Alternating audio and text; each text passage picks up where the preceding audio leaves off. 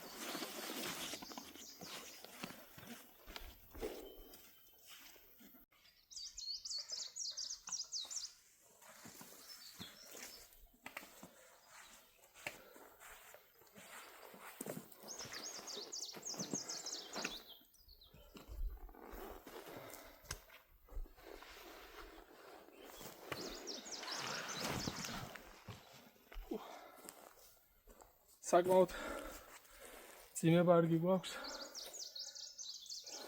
დღეს გასაბერი ნავი დაემატა. საკმაოდ ძიმეა, რელიეფიც რთულია. ჩამოსვლა შედარებით მარტივი იყო, მაგრამ ასვლა ალბათ მაგრად დამკლეს. ეხლა ძალიან დავიღალე. სანამ კარვის ატყობას შეუდგები, მანამდე ჯობია ჰამაკი დავშალო და ცოტა დავისვენო.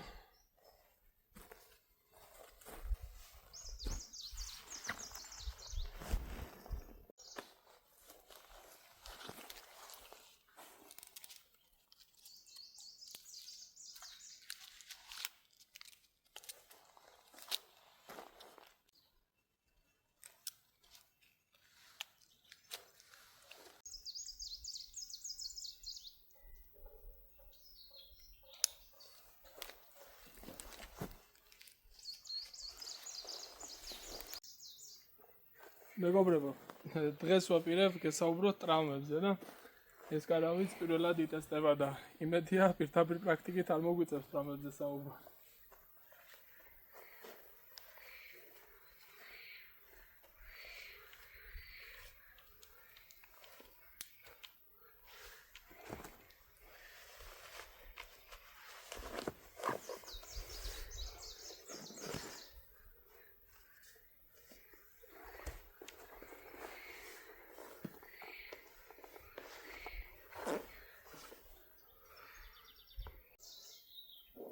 მინდა აღნიშნო, რომ საკმაოდ კომფორტულია და დიდი სიამოვნებით დავიძინებდი. სხვა საქმე რომ არ მქონდეს.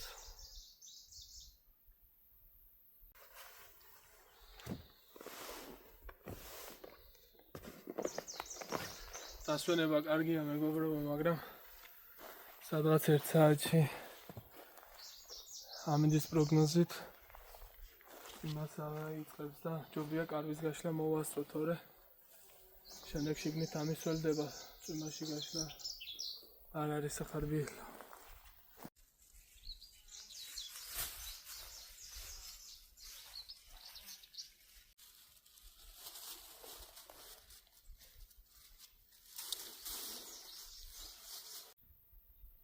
საკმაოდ ისეთი არასწორი რელიეფია, მაგრამ უკეთესიც ჯერჯერობით ვერ ვნახე და ეს შედარებით ყველა ჟობია და აქ მინდა კარავი გავშალო. ნაპირზე არ მინდა ჩავიდე. აქ მირჩევნია.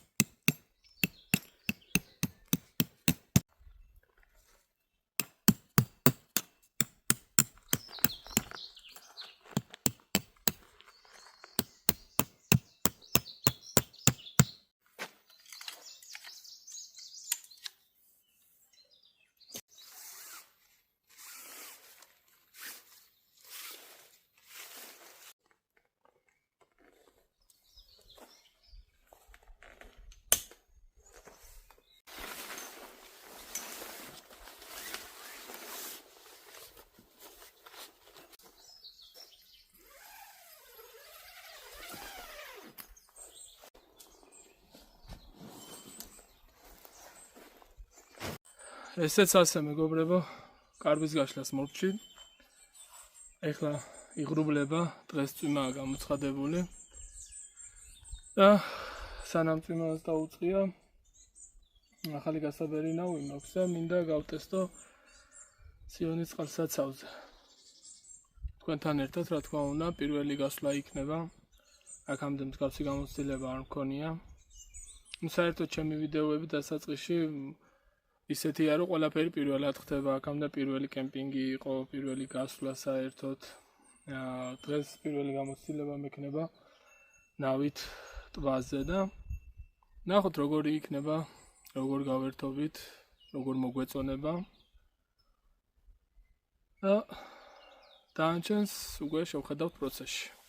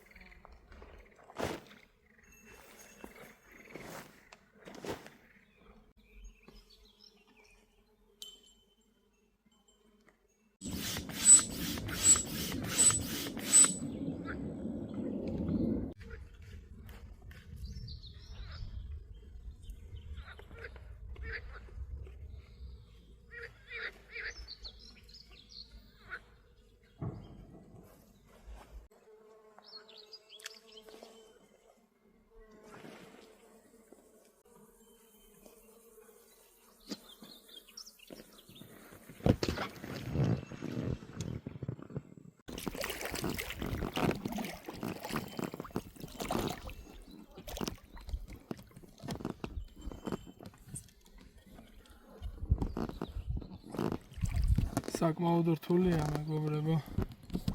ესეთი მოლოდინიც არ მქონდა.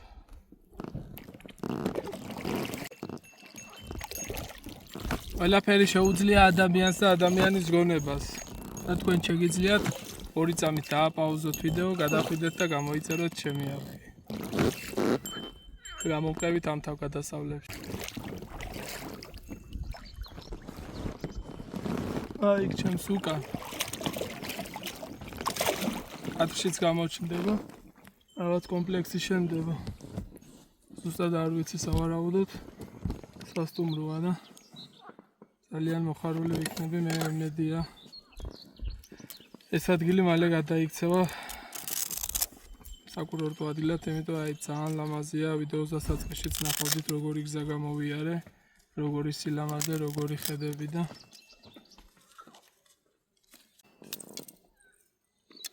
ეხლა კი სამოყვარულო დონეზე ცოტა სწავითებს დავებ, სპინინგი მაქვს წამოღებული.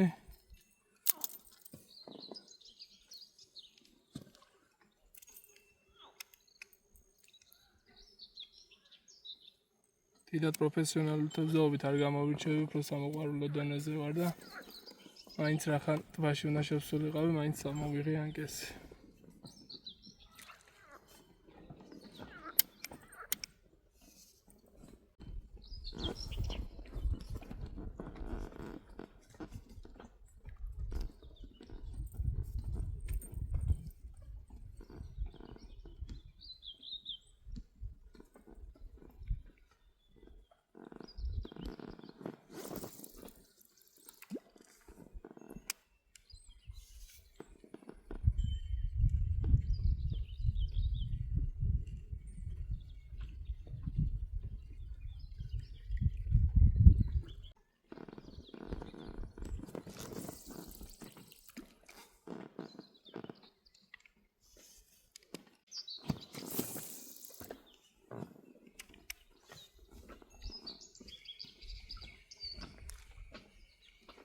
მეგობრებო, ეს ჩვენი ქვეყანა არის ძალიან ლამაზი.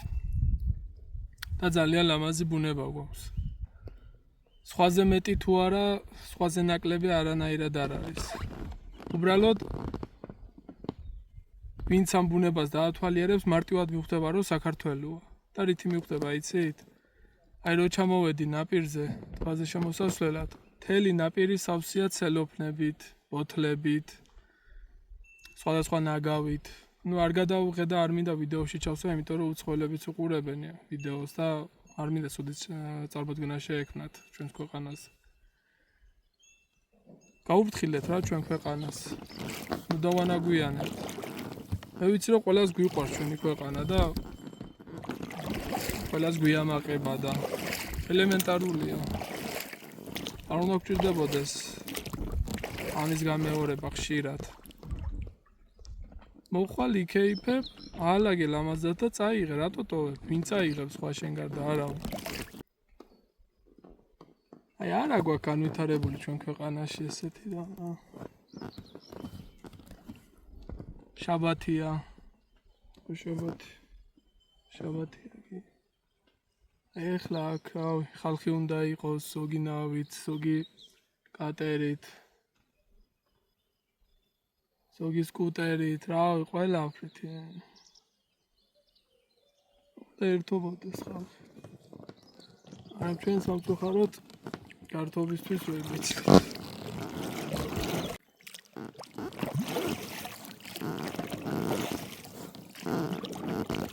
ძალიან მაგარია იგენა რა. აი ძალიან ასწორებს რა. არო ისწავლე უფრო მეტად გისწორდება. აი ახლა გასვლაც არ მინდა, მაგრამ ბევრი საქმეა შეშა, უნდა შევაგროვო, საჭმელი უნდა გავაკეთო. ბევრი საქმეა ძალიან. გამაზე უნდა გესაუბროთ. არაშაში შეგროვებამდე ჯობია ცოტა ვჭამოთ ძალიანში.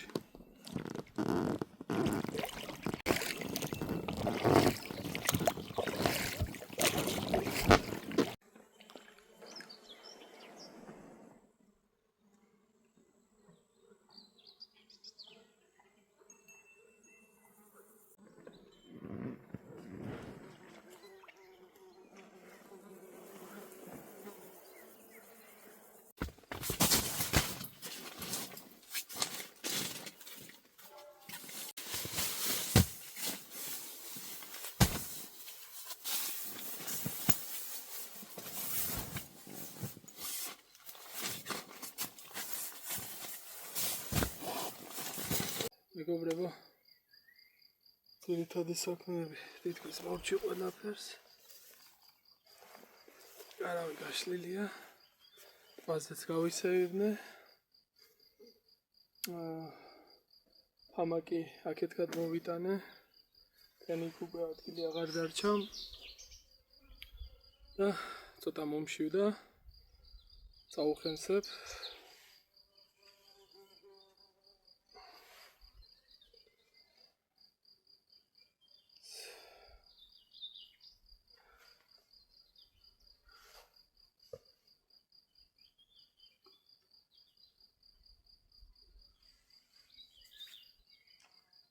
ლუდიც რა თქმა უნდა ჩვენთან არის.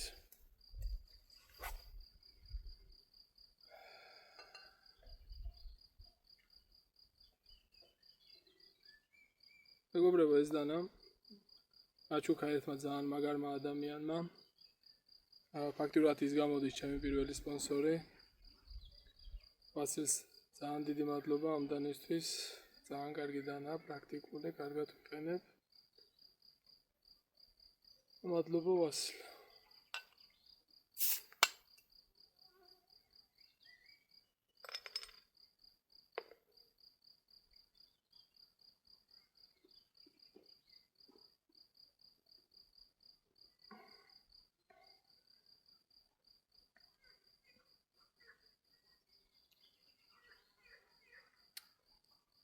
ძალიან მაგარია საფხულზე, სიცხეში ცივილუდი არის, აი ნომერ პირველი წამალი და ძალიან მაგარია. მეგობრებო, ჰეინეკენი ჩვენი სპონსორი არ არის.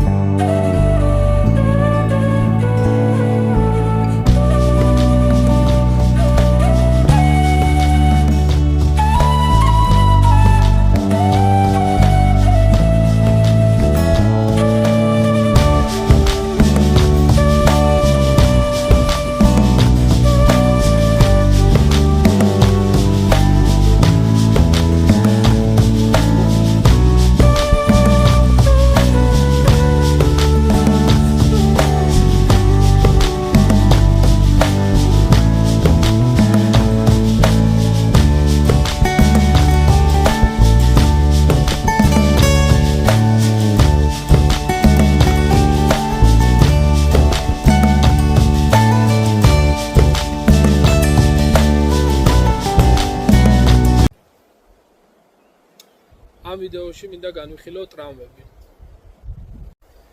სანამ ტრამვებზე საუბარს დავიწყებდით, მეტი мотиваციისთვის 2 წამით დააპაუზეთ ვიდეო, დააჭირეთ გამოწერის ღილაკს ხელი, დაეხმარეთ არხს განვითარებაში, რაც მე მომცემს უფრო მეტ мотивაციას, რომ გადავიღო მეტი და უფრო კარგი ვიდეოები და შემოგთავაზოთ საუკეთესო კონტენტი. დავიდოდი პირველ ტრამვის განხილვაზე. მანამდე მინდა თქვა, რომ აუცილებლად ჩვენი მეგობარი ჩვენ გვერდით უნდა იყოს, რომ უფრო მშვიდად ვიგრძნოთ თავი და დაცულები ვიყოთ, რადგან მასთან ერთად გვაქვს შანსი გადარჩენის და მის გარეშე რა თქმა უნდა ეს შანსები მცირდება პროცენტულად. და მე მინდა დავიწყო პირველი ღია სისხლდენი ჭრილობის განხილვა, რომელიც შეიძლება კონდეს როგორც კიდურებზე, ზემო ქვემო კიდურზე, ასევე შეიძლება იყოს ტორსზე, თავზე, სახეზე და რა უნდა ვქნათ და რა შეგვიძლია გავაკეთოთ მის შესაჩერებლად. რა თქმა უნდა, პირველ რიგში თუ კი სისხლდენი ჭრილობა გვაქვს კიდურებზე, ამ შემთხვევაში საუკეთესო საშუალება არის ტურნიკეტი.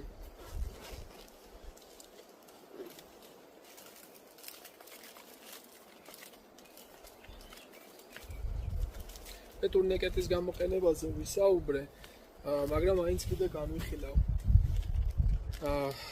ესეთი მარტივი მოწყობილობაა ტურნიკეტი, მასთან ერთად აუცილებლად უნდა გქონდეს ფლომასტერი. როცა გვაქვს ღია ჭრილობა კიდურებზე, იქნება ეს ქვემო კიდურები თუ ზემო კიდურები, აუცილებელია ტურნიკეტის მოთავსება ჭრილობის ზემოთ 5-7 სანტიმეტრით. ესეთი ხრიცი აქვს, გავხსნით. სიტყვაზე თუ მარჯვენა ქვემო კიდურზე გვაქვს სისხლდენა, მოვათავსებთ მას ჭრილობიდან 5-7 სანტიმეტრის ზემოთ, შევკრავთ ერთი ბოლოდან, გადაუჭერთ რაც შეგვიძლია და შემდეგ აი ამ ჯოხის საშუალებით უფრო დავატრიალებთ, ეს უფრო შეცნიხავს სისხლძარღვს და დატრიალების შემდეგ ჩავაფიქსირებთ ისევ, სადაც იყო დაფიქსირებული და დავაკრავთ ზემოდან თეთრ ხრიდს. ამ თეთრ ხრიდს ზემოდან აწერია time, ინგლისურად დრო და ეს ფლომასტერი აუცილებელია, რომ დავაწეროთ რა დროს მოხდა ტურნიკეტის განთავსება კიდურზე. ამ დროს პირველ ვიდეოში ავხსენი, რომ დიდი მნიშვნელობა აქვს უკვე პირველად დახმარების ექიმისთვის.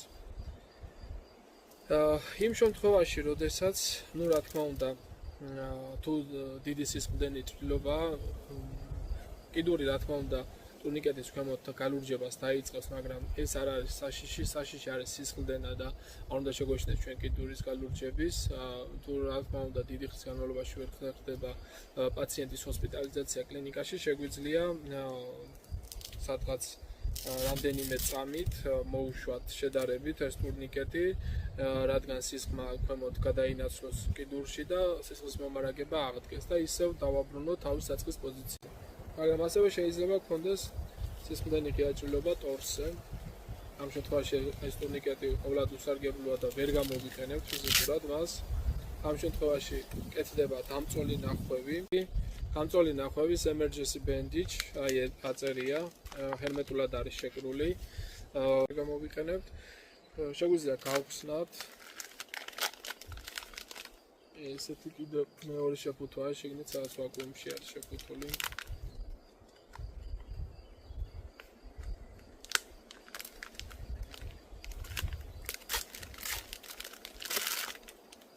როგორც კი გავხსენ, აი ამ ზედაპირით დავაწვევით პირდაპირ ჭრილობას.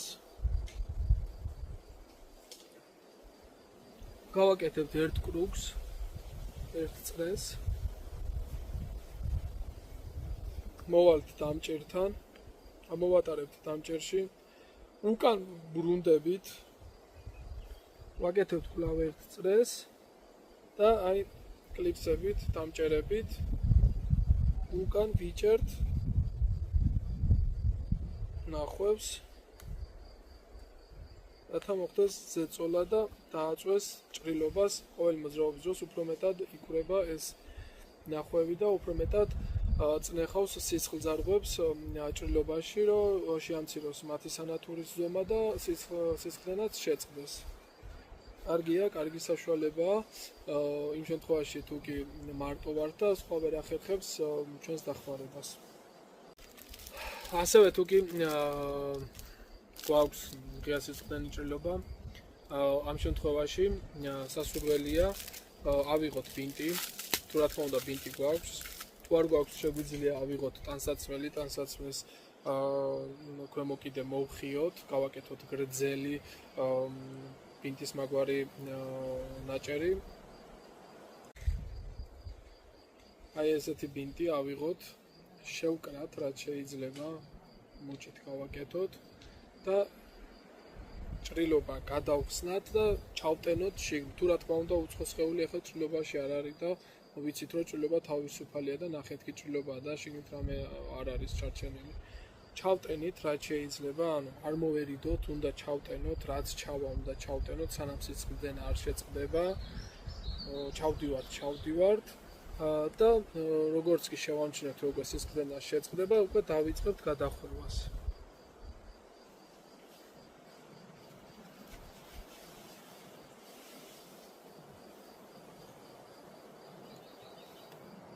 დავიწყებთ გადახვევას და ესეც ერთგვარი დამწოლი ნახვევია.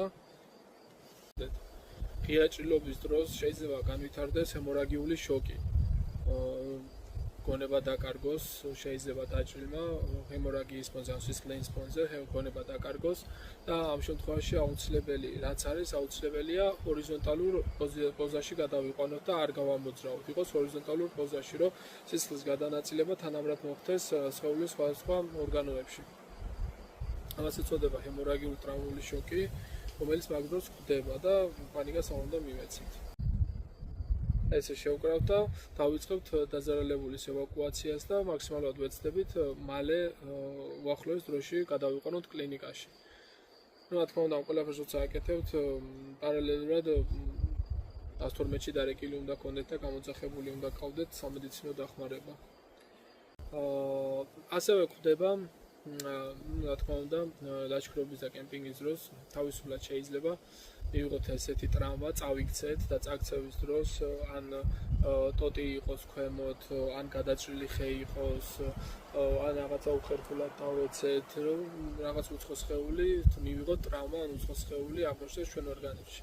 არავითარ შემთხვევაში არ შეეცადოთ ამ უცხო სხეულის ამოღებას ორგანიზმიდან, რადგან თვითონ ეს უცხო სხეული შეიძლება იმ მომენტში სისხლძარღვს წნეხავდეს და სისხლდენას არ იწვევდეს. როდესაც ჩვენ ამ უცხო სხეულს ამოვიღებთ, მარტივად შეიძლება დაიწყოს სისხლდენა და ლეტალურ გამოსავლამდე შეიძლება მივიყვანოთ დაზარალებული. აუცილებელია დავაფიქსიროთ თვითონ ეს უცხო სხეულზე, სადაც არის, მაგისთვის აუცილებელია გამოვიყენოთ ისე ბინტი, გადავაფაროთ, დავაფიქსიროთ ორივე მხრიდან, რომ არ მოხდეს მისი გამოძრავება ტრანსპორტირების დროს და ასევე ერთი მარტივი ხერხია, ერთი მარტივი ხრიკია.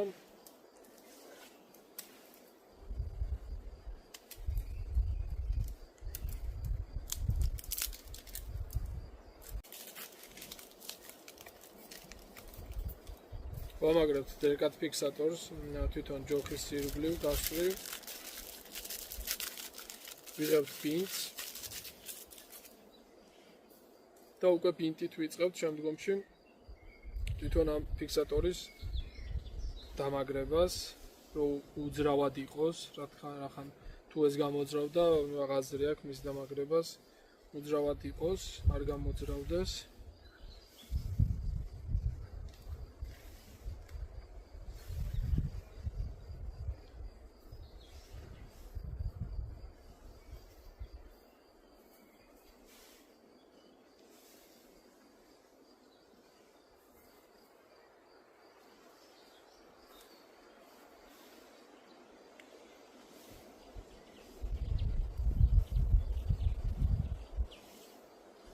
შემდეგ ვამაგრებთ, ვაფიქსირებთ. ნახეთ როგორ მყარად არის. რა თქმა უნდა, ეხლა ღია იმას ესე ჯობია, როდესაც ამას დავადებთ და დავაფიქსირებთ, შემდეგ ვიწყებთ უკვე დაზარალებულის ტრანსპორტირებას. ესე შეიძლება გინდ კიდურზე, გინდ ტორსზე, მაგას მნიშვნელობა არ აქვს, ყველგან შეგვიძლია ამის გაკეთება. Ну, რა თქმა უნდა, თუ ეს დრეკადი ფიქსატორი არ გვაქვს, შეგვიძლია რაც მოყვება შედარებით მყარი ნივთიერება, მყარი სიტყვაზე ჭურჭელი თუ რამე რაც იქნება, რომელიც შეძლებს მის უცხოსხეულის უძრავად გაჩერებას, ის დავადოთ და შემდეგ იმის დაფიქსირება დავიწყოთ ბინტით. ეს რაც შეეხებოდა უცხოსხეულებს, არავითარ შემთხვევაში არ შეეცადოთ მის ამოღებას სხეულიდან. თუ რა თქმა უნდა გვაქვს ზემო კიდურზე მოტეხილობა ან მოძრაობის შეზღუდვა, დაჭიმულობა, შესივება, რომ ჩვენ თუ კიდურის მოძრაობა იწყებს ტკივილს, ეს უკვე ტრავმაა. ამ შემთხვევაში ვიღებთ აი დრეკად ფიქსატორს, ვაზომავთ ჩვენს კიდურს. აუცილებელია, რომ ფიქსაციის შემთხვევაში, კიდურების ფიქსაციის შემთხვევაში, ფიქსაციის დროს მოტეხილი კიდურს, მოტეხილ ძვალს უნდა აფიქსირებდეს ზემოთ და ქვემოთ თითო ძვალი. ჯანმრთელი ჯანსაღი ძვალი. იმიტომ რომ თუ თვითონ მოტეხილ ძვალზე მოხდა ფიქსაცია, ეს შეიძლება დამატებითი ტრავმის მიზეზი გახდეს.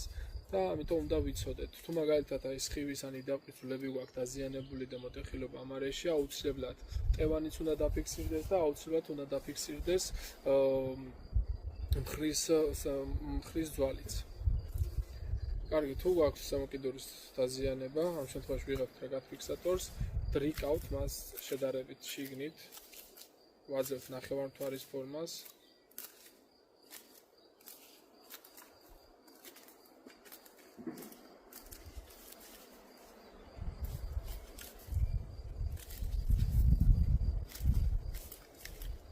ეს ვათავსებთ კიდურს მასში, ხელის გულს ვეცდებით, რომ დრეკად ფიქსატორი გავიდეს ხელის გულამდე, რომ მოხდეს ხელის გულზე მისი დაფიქსირება და შემდეგ იდაყვის ზემოთ ხრის ძვალთან მოხდეს ასევე მისი ფიქსაცია. ვიღებთ ელასტიურ ბინდს, სნით კლიპსებს, მომჭერებს, რითაც არის დამაგრებული.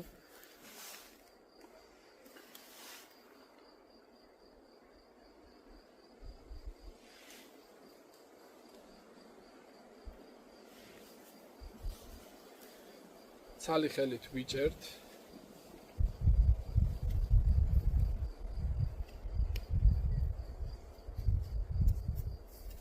აი ესე. შეგვაქვს შიგნით დავიჭერთ და დავიწყეთ.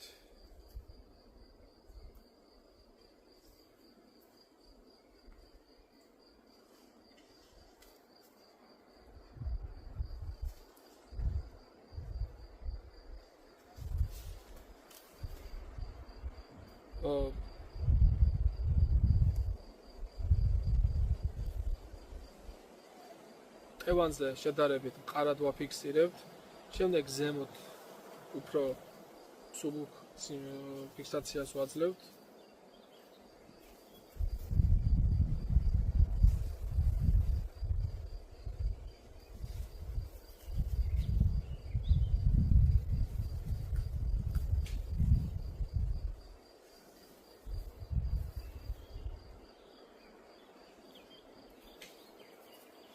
ავდივართ ხრის ძვალთან.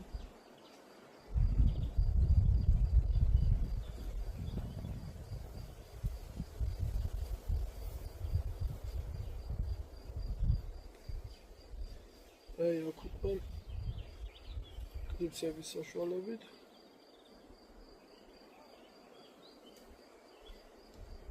ხდება მისი დამაგრება.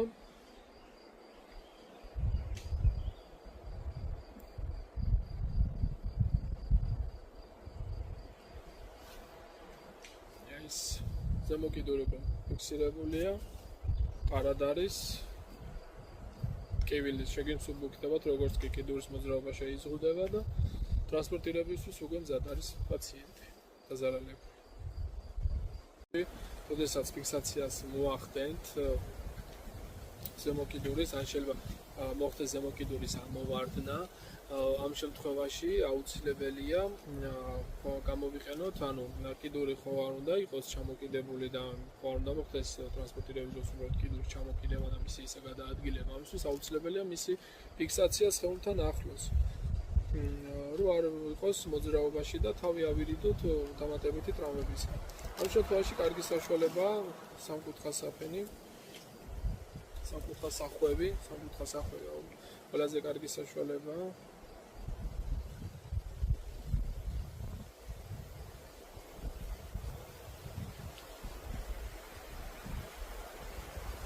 შეგიძლიათ შეკრათ გაკვანძიოთ.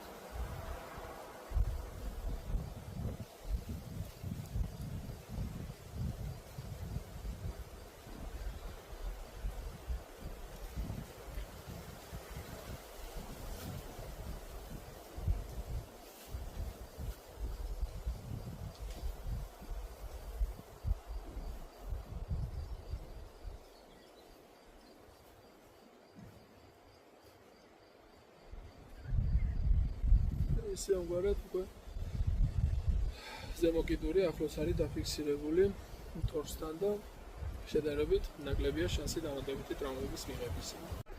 როდესაც აი კოჭვის სახსარში გვაქვს ძლიერი მტკივნეულობა, რომ გვიჭირს ფეხის დადგმა და გადაადგილება, იმ აქ შემთხვევაში ვიღებთ დრეკად ფიქსატორს, ვათავსებთ, კარად ვათავსებთ კოჭვის სახსართან, შევდრიკავთ დააჩევთ ზედაპირს.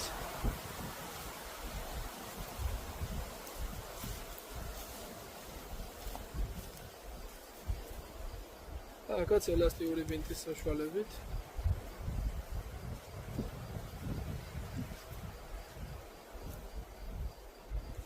დავიწყებთ მის დაფიქსირებას. აუცილებელია რომ ქვევიდანაც დავაფიქსიროთ. არ მოხდეს მისი ჩაცურება.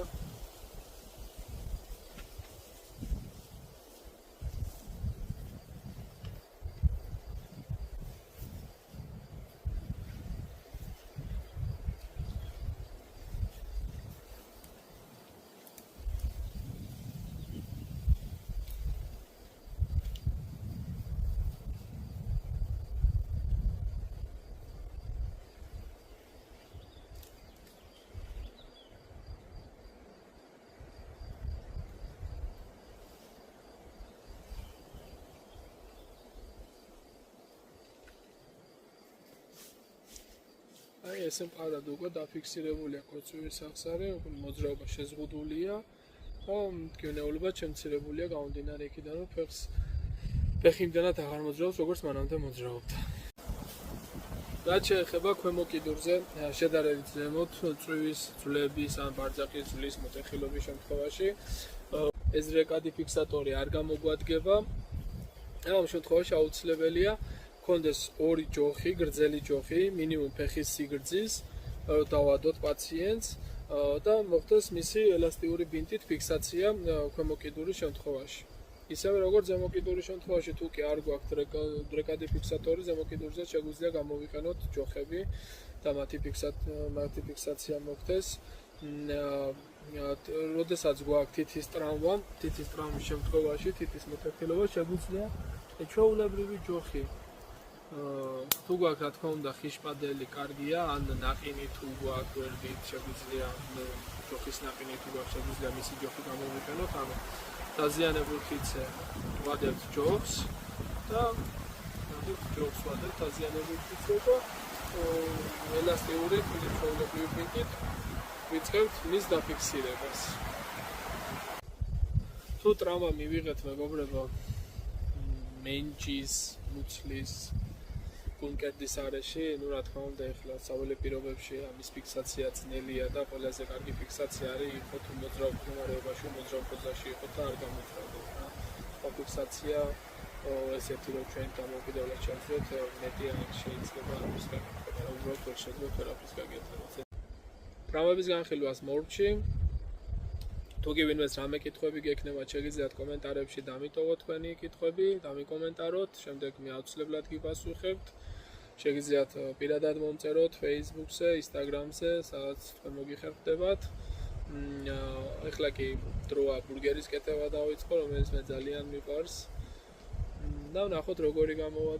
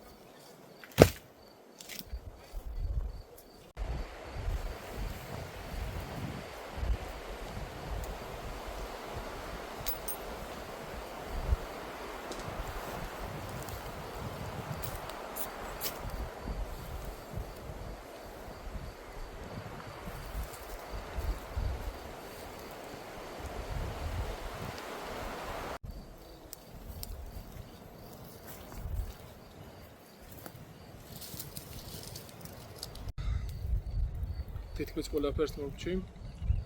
შეშამოვიმარაგე, ცეცხლი დავანთე. და ეხლა დროა ბურგერის კეთება შეუდგე. აი ესეთი ხორცი მაქვს წამოღებული. გემრიელად გამოიყურება. და ნახოთ როგორი ბურგერი გამოგვივა.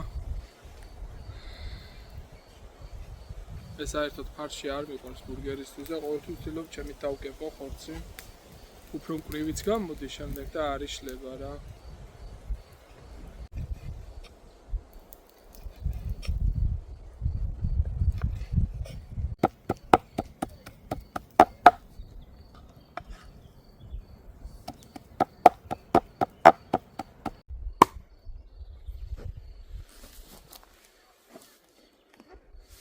ბურგერის ხორცს სჭირდება მხოლოდ შავი პილპილი და მარილი, მეტი არაფერი.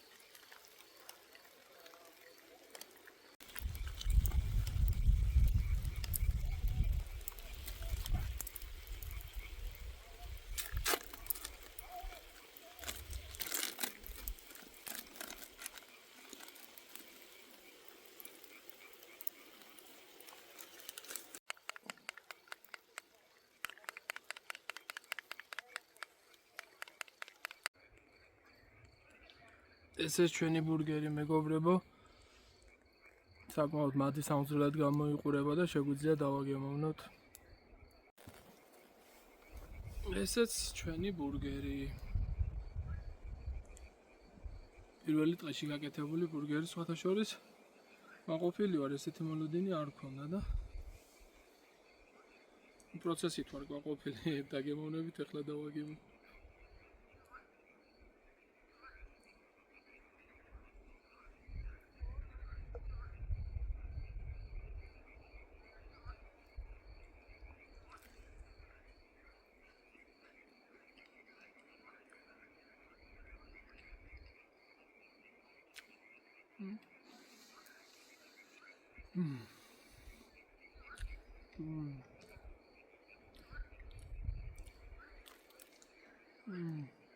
ძალიან გემრიელია. ძალიან.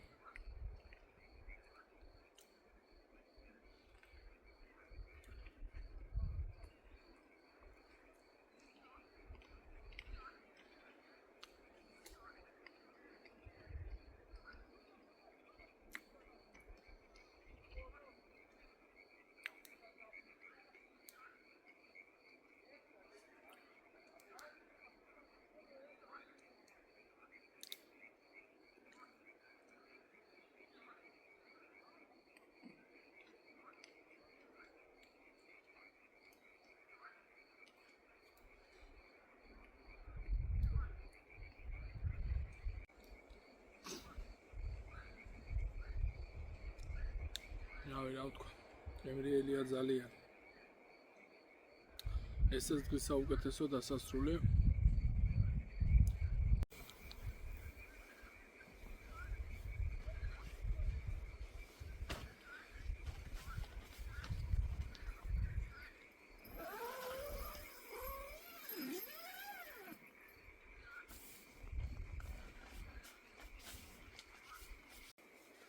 მოკლედ მეგობრებო, დღეს სულ ეს იყო. დღემ კარგად ჩაიარა. მაყოფილი ვარ, ყველაფერი გავაკეთე, რისი გაკეთებაც მინდოდა. ჩემო ბურგერმა ჭამის მადაზე თუ მოგიყვანათ, 2 წამით დააპაუზეთ ეს ვიდეო, დააჭირეთ გამოწერის ღილაკს ხელი და არ დაგეზაროთ ვიდეოს დალაიქება. კომენტარებში კიდე დამიტოვეთ სად გსურთ შემდეგი ლოკაცია, რომ წავიდე და გადავიღო ვიდეო. მე კი მომდევნო ვიდეომდე გემშვიდობებით, მადლობა რომ მიყურებდით, ჩემთან ერთად იყავით. ეს Wild Dog-ის არხია, მე ომარი ვარ და ყოველთვის შევეცდები შემოგთავაზოთ საუკეთესო კონტენტი და საუკეთესო ვიდეოები. აბა მომდევნო ვიდეომდე.